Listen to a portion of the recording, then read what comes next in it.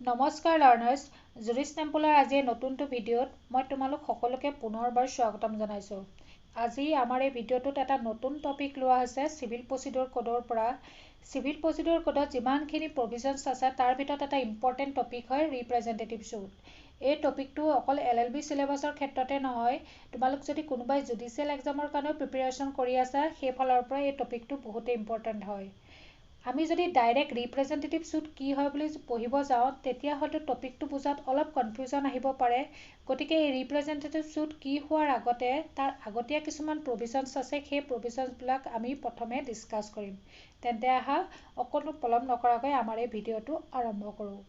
মোৰ আগৰ ভিডিঅ'টোত কোৱা হৈছে যে চিভিল প্ৰচিডিউৰ কোডৰ যিটো প্ৰধান প্ৰচিডিউৰ সেই প্ৰচিডিউৰটো হৈছে শ্বুট, কাৰণ এই শ্বুট ফাইল কৰিয়ে এজন পাৰ্টীয়ে কোৰ্টত এটা চিভিল প্ৰচিডিং ইনষ্টিটিউট কৰিব পাৰে।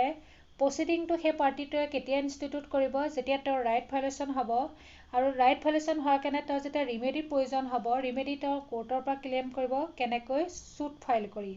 আৰু শ্বুট ফাইল কৰিবৰ কাৰণে তেওঁ ডকুমেণ্ট এখন লাগিব, সেই ডকুমেণ্টখনত নিজৰ এলিগেশ্যনছখিনি লিখি কোৰ্টত ছাবমিট কৰিব লাগিব, আৰু সেই ডকুমেণ্টখন হ'ল প্লেইন, আৰু যিয়ে প্লেইন ফাইল কৰিব তেওঁক কোৱা হয় প্লেইনটিফ, আৰু যাৰ এগেইনষ্টত প্লেইন ফাইল কৰা হয় তেওঁক কোৱা হয় ডিফেণ্ডেণ্ট। গতিকে আমি এইখিনিলৈকে গম পাইছোঁ যে CPCত এখন শ্বুট ফাইল কৰিবৰ কাৰণে দুজন পাৰ্টিৰ প্ৰয়োজন হয়, এজন হ'ল প্লেইনটিফ, অন্যজন হ'ল ডিফেণ্ডেণ্ট। কিন্তু পাৰ্টিজ যদিও দুজন হয়, CPCৰ যিখিনি প্ৰভিজনছ আছে সেই অৰ্ডাৰ 1ত সেই পাৰ্টিৰ সপক্ষে বহুতকেইটা প্ৰভিজনছ আছে। সেই প্ৰভিজনবিলাকৰ ভিতৰত এটা প্ৰভিজন হ'ল জইণ্ডাৰ অফ পাৰ্টিজ। মোৰ আজি এই ভিডিঅ'টোত কেৱল মই জইণ্ডাৰ অফ পাৰ্টিজৰ বিষয়ে উল্লেখ কৰিম, আৰু বাকী প্ৰচিডিউৰখিনি তোমালোকে যদি বিচৰা মই নেক্সট ভিডিঅ'বিলাকত ক্ৰমান্বয়ে আনি থাকিম। জইণ্ডাৰ্ছ অফ পাৰ্টিজ বুলি ক'লে ইয়াৰ নামৰ পৰাই বুজিব পাৰিছা যে যেতিয়া পাৰ্টিজবিলাকক জইন কৰি দিয়া হয়। এটা এক্সাম্পলৰ সহায়ত বুজিবলৈ ট্ৰাই কৰিম। ধৰি লোৱা এ যদি বিক এছাল্ট কৰে, ইয়াত এছাল্ট মানে টৰ্টৰ কথা কোৱা হৈছে যিটো চিভিল ৰং হয়। এ নামৰ মানুহজনে যেতিয়া বিক এছাল্ট কৰিছে, অৰ্থাৎ বিৰ ৰাইট ভাইলেশ্যন হৈছে, তাৰ কাৰণে বিয়ে শ্বুট ফাইল কৰিব কাৰ এগেইনষ্টত, এৰ এগেইনষ্টত। এই প্ৰথম এক্সাম্পলটোত দেখা গৈছে যে দুইটা ছাইডতে এজন এজনকৈ মানুহ আছে। গতিকে এইটো ক্ষেত্ৰত য'ত এজন পাৰ্টি থাকে দুইটা পক্ষতে, তেতিয়া জইণ্ডাৰ অফ পাৰ্টিজ কুৱেশ্যন কেতিয়াও এৰাইজ নহয়। আমি দ্বিতীয় চিনাৰিঅ'টো চাম। দ্বিতীয় চিনাৰিঅ'টোত প্ৰথম অৱস্থাত দেখা গৈছে যে এ কাক এছাল্ট কৰিছে, বি আৰু চিক, আৰু বিয়ে আকৌ এছাল্ট কৰিছে চি। ইয়াত প্ৰধানতঃ প্লেইনটিফ, অৰ্থাৎ যাৰ ৰাইট বেছিকৈ ভাইলেশ্যন হৈছে সেই মানুহজনে হৈছে চি নামৰ মানুহজনে ৰিমেডি বিচাৰিব লাগিব এ আৰু বিৰ এগেইনষ্টত কোৰ্টত শ্বুট ফাইল কৰি।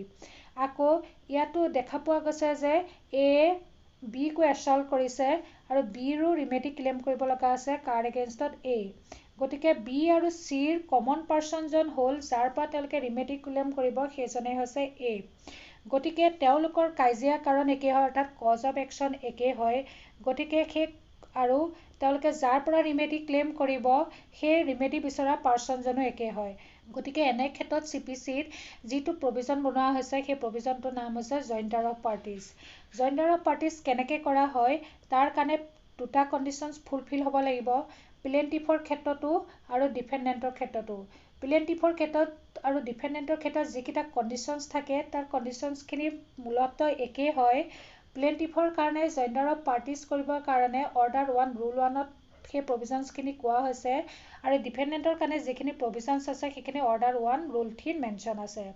তো কি হয় কণ্ডিশ্যনছকেইটা, যেতিয়া প্ৰত্যেকজন প্লেইনটিফে ৰিমেডি ক্লেইম কৰিব তেওঁলোকৰ ৰাইট টু ৰিলিফ ছেইম হ'ব লাগিব, আৰু সেই একেখন শ্বুটৰ পৰাই এৰাইজ হ'ব লাগিব।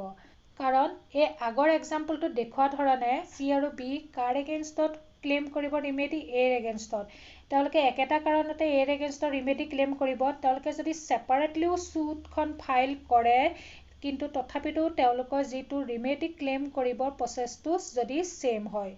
গতিকে কোৰ্টে তেনেকুৱা স্থলত যদি প্লেইনটিফৰ ছাইডত যিমানকেইজন প্লেইনটিফ থাকে তেওঁলোকৰ যদি ৰাইট টু ৰিলিফ ছেইম হয়, তেওঁলোকে ছেপাৰেট শ্বুট ফাইল কৰিলেও সেই শ্বুটখনত যিখিনি কুৱেশ্যন অফ ল' আৰু ফেক্ট যদি কমন হয় আটাইখিনি প্লেইনটিফৰ ক্ষেত্ৰত, তেতিয়া এই দুটা কাৰণত প্লেইনটিফবিলাকক একে ছাইডতে জইন কৰি দিয়া হয়।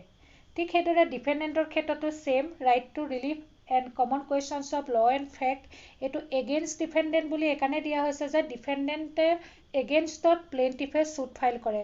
গতিকে যিমানকেইজন ডিফেণ্ডেণ্ট থাকিব অৰ্থাৎ প্লেইণ্টিফ এজন হয় আৰু তেওঁৰ কাৰণে তেওঁৰ যিকেইজন ডিফেণ্ডেণ্টৰ এগেইনষ্টত যদি ৰিমেডি ক্লেইম কৰি আছে সেই ডিফেণ্ডেণ্টৰ সংখ্যা ৩-৪জন হয় তেন্তে সেই ৩-৪জন ডিফেণ্ডেণ্টৰ কাৰণে তেওঁ ছেপাৰেট ছুট ফাইল কৰিব নালাগে। CPCৰ এই প্ৰভিজন অনুসৰি জইণ্ডাৰ অফ ডিফেণ্ডেণ্টছ অৰ্থাৎ অৰ্ডাৰ 1 ৰুল 3 যিখিনি প্ৰভিজনছ আছে সেই প্ৰভিজনছখিনি অনুযায়ী এই দুইটা কণ্ডিশ্যন যদি ফুলফিল হয় তেতিয়া সেই ডিফেণ্ডেণ্টখিনিকো একে ছাইডতে জইন কৰি দিয়া হয়। গতিকে এখন ছুটৰ কাৰণে জেনেৰেল ৰুলটো হ'ল যিমানবিলাক পাৰ্টিজ থাকিব লাগিলে তেওঁ প্লেইণ্টিফৰ ছাইডতে হওক লাগিলে তেওঁ ডিফেণ্ডেণ্টৰ ছাইডতে হওক প্ৰত্যেকৰে যদি সেই ছুটখনৰ সাপেক্ষে ইণ্টাৰেষ্ট ছেইম হয় অৰ্থাৎ কমন হয় তেতিয়া তেওঁলোকক প্লেইণ্টিফৰ ছাইডতো একেলগ কৰি দিয়া হয় অৰ্থাৎ জইন কৰি দিয়া হয় আৰু ডিফেণ্ডেণ্টৰ ছাইডতো জইন কৰি দিয়া হয় যাতে প্ৰত্যেকজন ব্যক্তিয়ে একেজন ব্যক্তিৰ সাপেক্ষে বেলেগ বেলেগ ছুট যাতে ফাইল কৰি কোৰ্টৰ কোনো ধৰণৰ টাইম যাতে নষ্ট নহয়। গতিকে কোৰ্টে ট্ৰাই কৰিব ছাবজেক্ট মেটাৰৰ একেখন ছাবজেক্ট মেটাৰৰ যোগেদি যিমানকেইজন পাৰ্টি থাকে একে সময়তে তেওঁলোকক সকলোকে যাতে ৰিলিফ দিব পৰা যায়। কিন্তু এই যিটো ৰুল হয় যে যিমান পাৰ্টিজ থাকে চবৰে ইণ্টাৰেষ্ট ছেইম হ'লে তেওঁলোকক জইন কৰি দিব পৰা যায় এই প্ৰভিজনটোৰ কাৰণে এক্সেপশ্যনটো হ'ল ৰিপ্ৰেজেণ্টেটিভ ৰুল বা ৰিপ্ৰেজেণ্টেটিভ ছুট। গতিকে এই ৰিপ্ৰেজেণ্টেটিভ ছুট কি হয় মই পুনৰ মোৰ নেক্সট ভিডিঅ'টোত মই ডিছকাশ্যন কৰিম। আজিৰ ভিডিঅ'টো মই ইমানতে সামৰণি পাৰিছোঁ।